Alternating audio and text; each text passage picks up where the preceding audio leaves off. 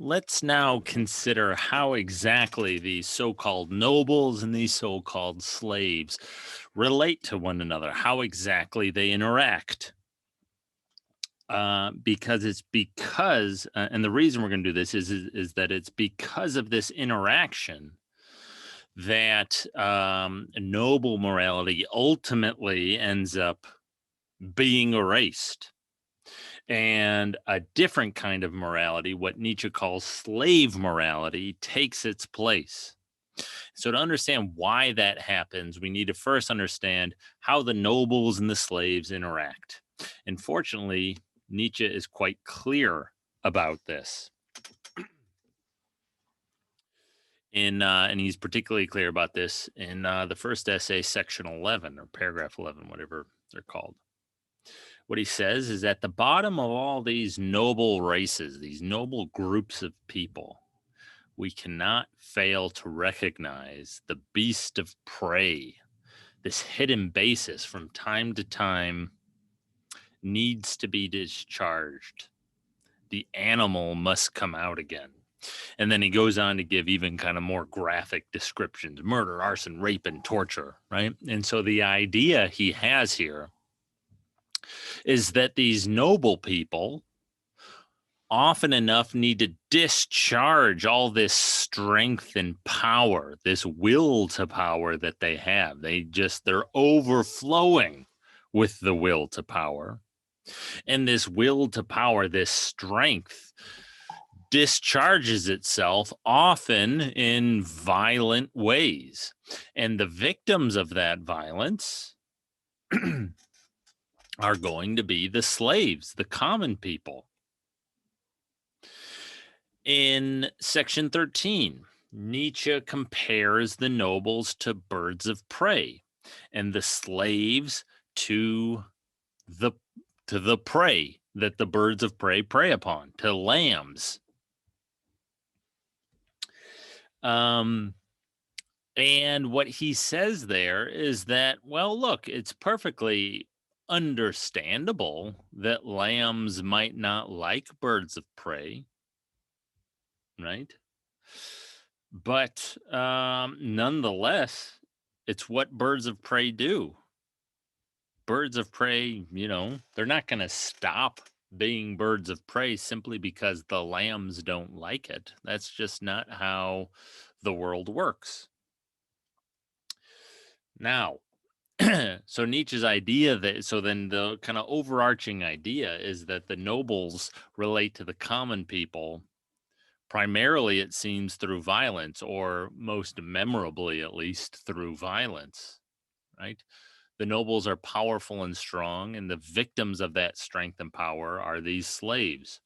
And the slaves, the common people, the weak people, precisely because they are weak, aren't really able to do anything about it. They can't stop the attacks on themselves or their family or whatever because they are too weak to. This gives rise to what Nietzsche calls the slave revolt in morality. This state of affairs, the fact that these nobles are exerting violence upon these weak people, and the weak people aren't able to do anything about it. That state of affairs gives rise to what Nietzsche calls the slave revolt in morality. What he says is that the slave revolt begins when, and here's a technical term of his, when ressentiment becomes creative and gives birth to values. So Nietzsche writes in German, but here he uses a French word, ressentiment. And what that indicates is that he is coining something of a technical term here. And so this is why translators tend not to translate ressentiment into English, right? The English word would simply be resentment. Instead of translating it that way, however, translators keep the French to signal that this is something of a technical term of Nietzsche's. So what is ressentiment? Nietzsche thinks that whenever somebody is wrong or whenever somebody is made to feel pain, it is just part of human nature, human psychology, for the victim to feel an angry and hateful desire for revenge. So, if you have your slaves, your weak people, your common people, let's just take a simple example, right? So, here's one of your somebody just like you or me, and they, lucky for them, they came across an apple or something. But now one of these noble people come around, right? One of these noble people, and they, let's say, want that apple. Well, what do? They don't buy it, they don't ask for it, they take it, right? They simply take what they want, simply take the apple, right? And then go off and go about their merry ways. Well, Nietzsche's idea is being the victim of some sort of somebody else's actions in this way, being made to feel pain, right? And having your apple stolen, it's not the worst thing that can happen to you, but that's still a kind of being wronged, a kind of pain. Being made to feel that kind of pain, being victimized in that way, gives rise to an angry and hateful desire for revenge. And so the weak person who has been victimized is going to experience resentment as a result of being victimized, as a result of being made to feel pain. They're going to have an angry and hateful desire for revenge. That's Nietzsche's idea. Nietzsche thinks this is just built into human psychology. Every human being is like this. If someone causes a human being to feel pain, that human being is going to feel resentment. Something like that. Now, the crucial idea here is that the slave's resentment becomes creative. And the reason it becomes creative, and we'll talk about what exactly that means, it's becoming creative. But the reason it becomes creative is because slaves are denied what Nietzsche calls the true reaction. Resentment arises in anybody who is wronged in this way, who is made to feel pain. But that resentment, that angry and hateful desire for revenge, can be discharged if the victim takes revenge, right? So if that noble person came up to the common person, took their apple, and then that common person punched the noble person and took the apple back, and then that was the end of the interaction, let's say, it wouldn't be according to Nietzsche, but let's say that was, the slave's resentment would have been discharged. They would have availed themselves of the true reaction. They would have taken revenge and so discharged the resentment. They would have walked away feeling fine.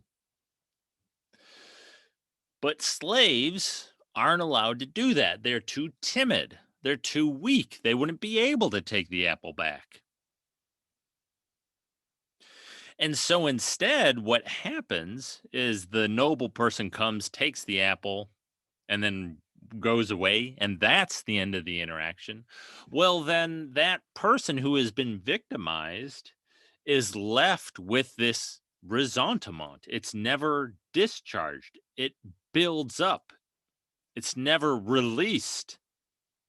Right? And so this angry and hateful desire for revenge kind of builds up and it becomes toxic. It's like it's gonna burst forth. Something like that is Nietzsche's idea. The nobles, just to be clear, they would also experience resentment if someone were to victimize them in some way, right? Nietzsche is aware that that's not impossible, right? So somebody could go up and punch a noble or whatever, but their resentment tends not to become creative, for they simply take revenge. If the slave, so let's take our original example, right? The noble person takes the slave's apple. Let's say our slave takes the apple back and punches the guy in the face. Well, now that noble is going to experience resentment. And Nietzsche's view is these nobles who are overflowing with power and strength they're going to discharge that ressentiment immediately. They are going to say, murder the person who punched them, and then walk away from that interaction feeling fine. They discharge this angry and hateful desire for revenge. And so their ressentiment does not build up. The nobles doesn't, because they are not denied the true reaction. They take revenge when they are made to feel pain. It's only the slaves who are denied the true reaction. And so it's only the slaves' ressentiment that builds up, that doesn't discharge itself. All right, so what does it mean, however, for it to become creative? Well, Nietzsche's idea is that this ressentiment builds up, and out of that ressentiment, the slaves create a new system of values. They create a new kind of morality. And Nietzsche calls it slave morality, right? To contrast it with noble morality. And slave morality revolves around two concepts, good and evil. We saw noble morality revolving around two concepts, good and bad. Well, slave morality revolves around good and evil. And Nietzsche will often use good versus evil and good versus bad as another way of talking about these two differing systems of morality. So, good versus evil, that's a way of referring to slave morality, whereas good versus bad is a way of referring to a noble kind of morality. So, what is slave morality? How does it arise from ressentiment? Well, the basic idea is this. The primary concept of slave morality is evil. If you recall noble morality, the primary concept was good. The primary concept of noble morality arose from the nobles saying yes to themselves and their characteristics. Well, this primary concept of slave morality arises from the slaves saying no to the nobles. And so the idea is something like this. The slaves are denied the true reaction, and so their ressentiment builds up and festers. And they can't ever really discharge it. They can't ever really take revenge. But nonetheless, this hate is kind of festering within them. And they just come to hate the nobles with everything that they have. And they just want to say no to them. Out of that hate, they deny everything about the nobles. I hate everything about them. I hate their characteristics. I hate what they do. I hate everything about them. I say no to everything about the nobles, everything that's kind of characteristic of them, everything that they do, everything that they like, I hate. I say no to. We will call evil. That's where this primary concept of slave morality comes from. It comes from a saying no to the nobles. This no is the creative deed, and this no arises from ressentiment, right? And so there's a kind of parallel between slave morality and noble morality. The primary concept in each of them arises from taking a certain stance towards the nobles. The nobles take a positive stance towards themselves. They say yes. The slaves take a negative stance. They say no. And it's that initial stance that gives rise to the table of values, right? So taking the no stance gives rise to slave morality. Taking the yes stance gives rise to noble morality. And so what things in particular are called evil? Well, everything that the nobles had called good: power, strength, pride, etc., activity, vigor. All of the things that the nobles called good, the slaves call evil. And so slave morality and noble morality are kind of inversions of one another. The things called good by noble morality are called evil by slave morality? Well, one of the items on this list here, and one of the things that I've mentioned in passing, kind of describing this history, is power. I've said that the nobles are kind of overflowing with the will to power.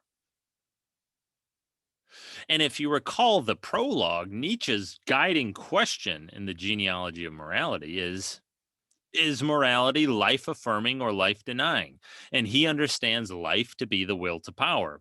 And so that question ultimately becomes, do moral values, what we call moral values, do they affirm life or do they deny life? Well, we haven't quite gotten to morality as we understand it yet, but we can see at this point whether or not noble morality is life affirming and whether or not slave morality is. Noble morality in saying yes to the nobles themselves, who are the highest expressions of the will to power, who are overflowing with the will to power, and saying yes to them and their own characteristics. Noble morality is clearly life affirming. It's saying yes to life in as much as it says yes to activity and power and so on, strength. Slave morality is clearly life denying, for it says no to those very same things. It says no to the will to power, to strength, right? And so we can see now that and Nietzsche doesn't, cross all these T's and dot all these I's for you, but it's very clear in what he's saying. So we can see now that noble morality is a life affirming kind of morality, a life affirming kind of table of values. And slave morality is a life denying system of values.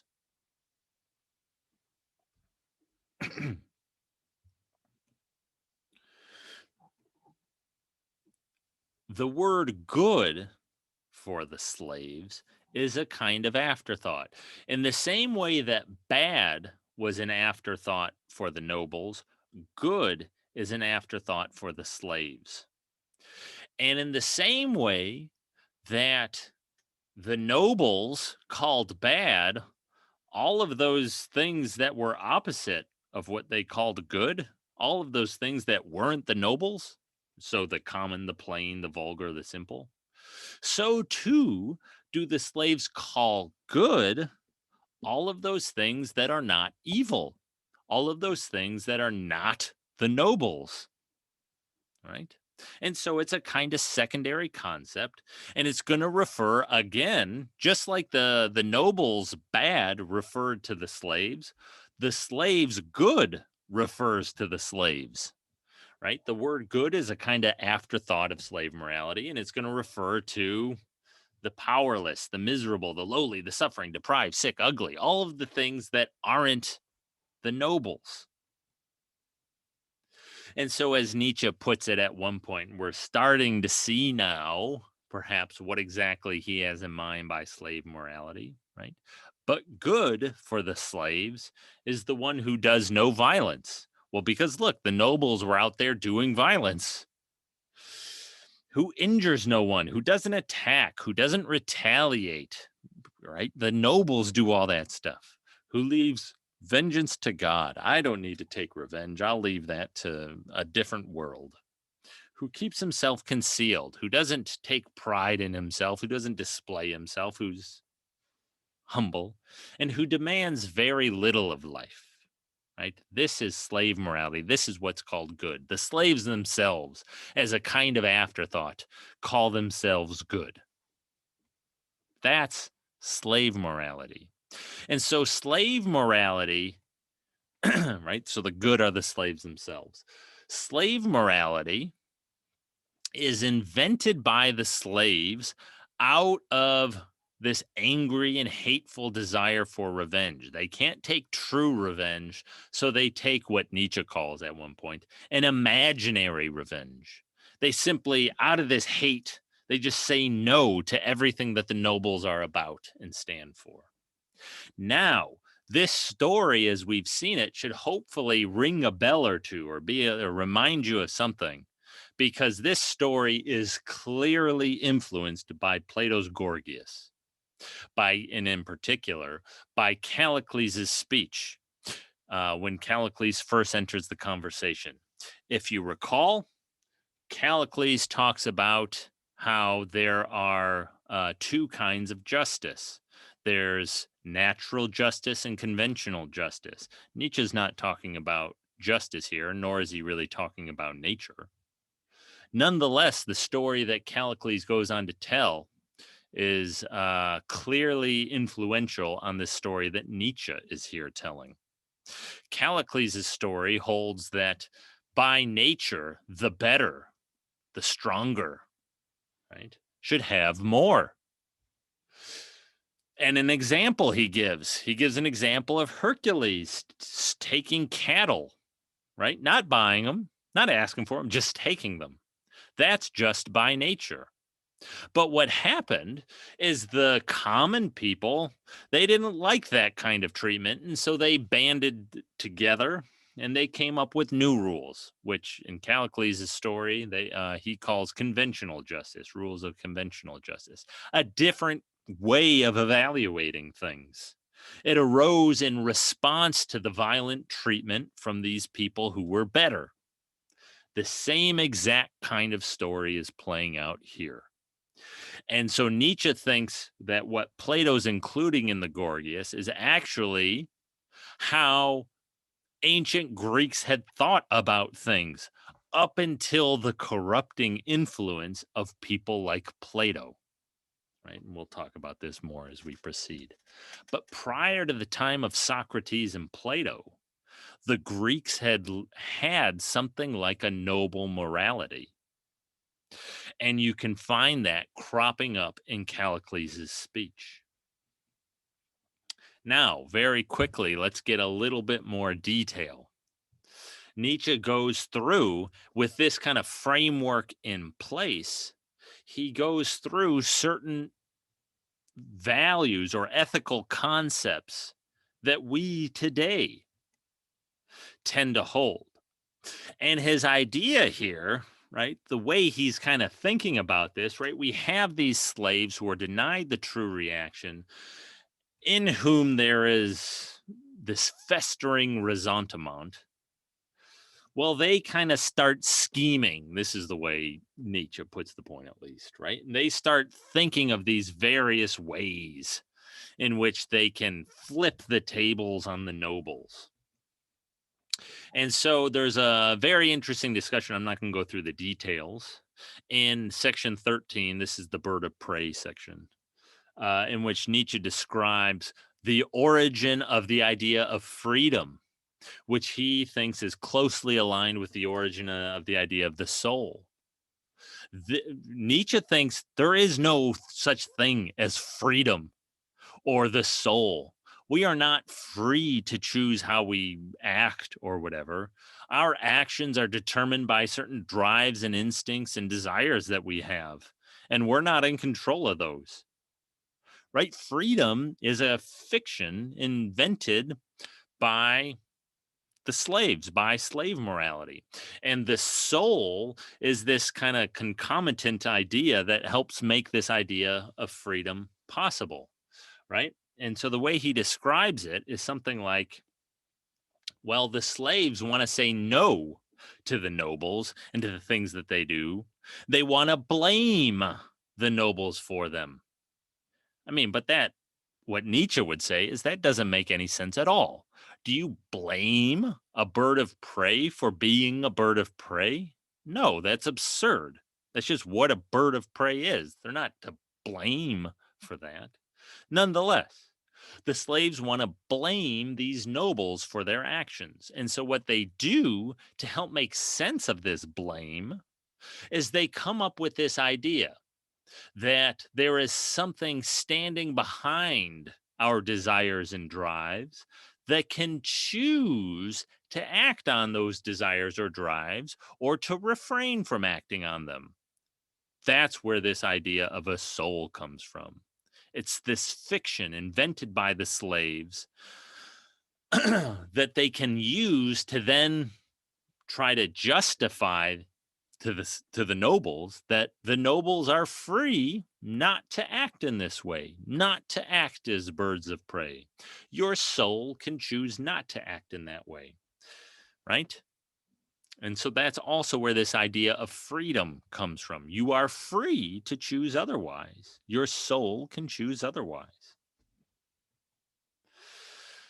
But according to Nietzsche, that's all a kind of fiction. None of that's actually real, right? These are things invented by the slaves to blame the nobles and to ultimately, as we're going to see, trick the nobles into ultimately adopting something like slave morality.